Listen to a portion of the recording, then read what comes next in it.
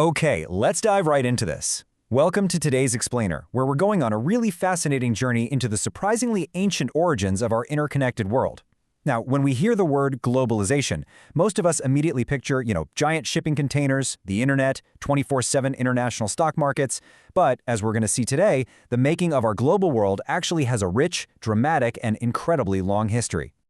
So, when did globalization actually begin?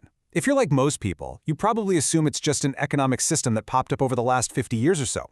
But what if I told you that to truly understand the visible signs of global interconnectedness in our lives today, we actually have to rewind the clock by several millennia? Here's our roadmap for this explainer. We'll start with the myth of modern globalization, travel along the Silk Routes to look at shared tastes, explore conquest, trade, and disease, break down the three massive flows of the 1800s, and finally, see how all of this shaped the world economy. Section 1. The myth of modern globalization. The truth is, human societies have been steadily becoming more and more interlinked for a very long time.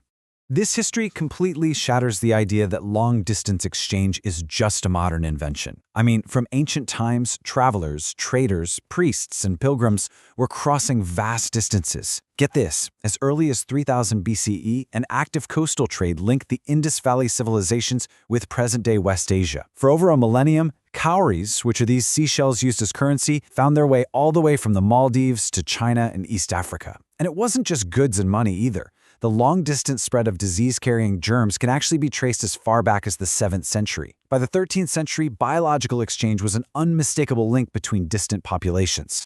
Moving on to Section 2, Silk Routes and Shared Tastes. This is where we really see that trade and cultural exchange always go hand in hand. The famed Silk Routes are a perfect example of this. These networks actually existed before the Christian era and thrived almost until the 15th century. They literally knit together vast regions of Asia, linking them right up with Europe and northern Africa. Westbound Chinese silk cargoes gave the route its name, but Indian textiles and spices traveled those exact same paths. And in return, precious metals like gold and silver flowed from Europe back into Asia. But remember, these ancient networks didn't just move physical goods and wealth. They acted as powerful conduits for a massive variety of exchanges. They carried early Christian missionaries, Muslim preachers, and Buddhist monks spreading out from eastern India. Now, what's really fun is how these ancient connections show up right on our dinner plates today. Food offers some amazing examples of long-distance cultural exchange. Take spaghetti and noodles.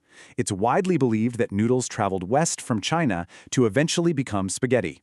Or, on the flip side, maybe Arab traders brought pasta to 5th century Sicily, an island in Italy. While we might never know the absolute 100% truth of their origins, this kind of guesswork brilliantly highlights the sheer possibilities of long-distance cultural contact long before the modern era. Just think about some of your favorite everyday foods for a second. Potatoes, tomatoes, chilies, maize, groundnuts, sweet potatoes. These staples were completely unknown to our ancestors until about 5 centuries ago. They were only introduced in Europe and Asia after Christopher Columbus accidentally discovered the vast continent that would become known as the Americas, bringing crops from the original inhabitants, the American Indians, to the rest of the globe. But this also, brilliantly and kind of tragically, illustrates the profound impact of these new global connections. While the introduction of the humble potato allowed Europe's poor to eat better and actually live longer, it also created a really dangerous dependency. Ireland's poorest peasants became so completely reliant on the potato that when a disease destroyed the crop in the mid-1840s, it resulted in the Irish potato famine. Hundreds of thousands died of starvation. A crop from the Americas literally became a matter of life and death in Europe. Section 3. Conquest, Trade, and Disease. In the 16th century, the pre-modern world shrank dramatically as European sailors found new sea routes to Asia and successfully crossed the Western Ocean to America. As one historian noted, the most powerful weapon of the Spanish conquerors was not a conventional military weapon at all, it was the germs. We so often think of the European conquest of the Americas purely in terms of superior firepower, but the reality was far more biological and honestly, far more devastating. See, before its discovery, America had been isolated from regular contact with the rest of the world for millions of years. Because of this long isolation, America's original inhabitants had absolutely no natural immunity to the diseases coming over from Europe. Smallpox, in particular, proved to be a deadly killer. Once it was introduced, it spread deep into the continent, actually moving ahead of the Europeans themselves. It decimated whole communities, essentially clearing the path for Spanish and Portuguese colonization before conventional military weapons were even needed. Section 4. Three Flows of the 1800s. The world changed profoundly during the 19th century as economic, political, social, and technological factors radically transformed societies. Economists generally break this massive era of change down into three distinct flows of international exchange. First up, you have the flow of trade, which was largely in goods like cloth or wheat. Second, the flow of labor, meaning the huge migration of people searching for employment. And third, the flow of capital, for short-term or long-term investments over long distances. Now, while labor migration was sometimes more restricted than goods or capital, all three of these flows were closely interwoven, and they affected people's lives more deeply than ever before. So let's see how this builds a global economy by looking at industrial Europe, specifically Britain. As Britain's population boomed and urban centers expanded, the demand for food absolutely soared. Originally, the government had restricted corn imports through the Corn Laws to protect local landowners. But industrialists and urban dwellers, who were understandably unhappy with high food prices, forced the abolition of these laws. And the result? Cheap food flooded into Britain. British agriculture simply couldn't compete with it. Vast areas of land were left uncultivated, leaving thousands of men and women suddenly thrown out of work. It was a massive domino effect. This economic shift had an incredible human cost.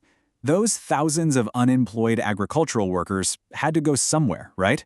So they flocked to the cities, or they boarded emigrant ships, migrating overseas in search of a better future.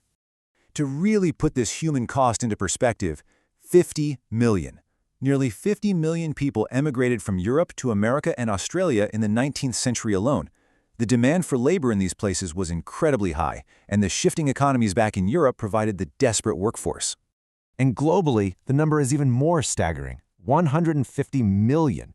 It's estimated that 150 million people worldwide left their homes, crossing oceans and vast land distances in the 19th century. Just let that massive figure sink in for a second. This was a total reshaping of the global population. Which brings us to Section 5, Shaping the World Economy.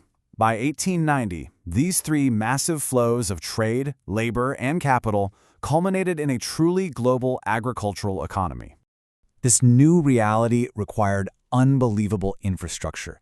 I mean, food no longer came from a nearby village, it came from thousands of miles away. It wasn't grown by a local peasant anymore, but by an agricultural worker, maybe a recent immigrant, on a large farm that was quite literally a forest just a generation ago. To support all of this, lands were cleared worldwide. Railways were built specifically to link agricultural regions to ports. New harbors were constructed. And to fund the whole shebang, massive amounts of capital flowed outward from financial centers like London. But there was a much darker side to securing the labor needed for this global economy, particularly in Africa. Historically, Africa had abundant land and a relatively small population, which meant people rarely needed to work for a wage. They were self-sustaining. But late 19th century Europeans desperately wanted to extract resources from African mines and plantations. So, to solve their labor shortage, colonial powers resorted to some brutal methods. They imposed heavy taxes that could only be paid by working for wages. They even changed inheritance laws so that only one member of a family could inherit land, forcibly displacing the rest of the family and pushing them directly into the labor market. And then, an imported biological disaster finalized this economic conquest. In the late 1880s, a devastating cattle disease called rinderpest arrived in Africa. It was carried by infected cattle imported from British Asia to feed Italian soldiers invading Eritrea. Rinderpest swept through the continent like wildfire and killed a staggering 90% of African cattle. By destroying their primary livelihood, this disease effectively broke African resistance and forced the population into the colonial labor market.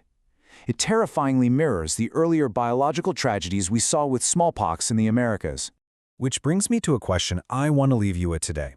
We've seen how the foundations of our global world were built on ancient cultural exchanges, sure, but also on devastating diseases, forced migrations, and economic exploitation. So, what do you think? Does our modern global economy still echo its colonial roots of exploitation and forced integration? It's definitely a provocative thought, but as we navigate the complexities of our highly connected world today, it's absolutely vital to understand the incredibly deep and sometimes dark historical flows that brought us here. Thank you so much for joining me for this explainer, and keep questioning the world around you.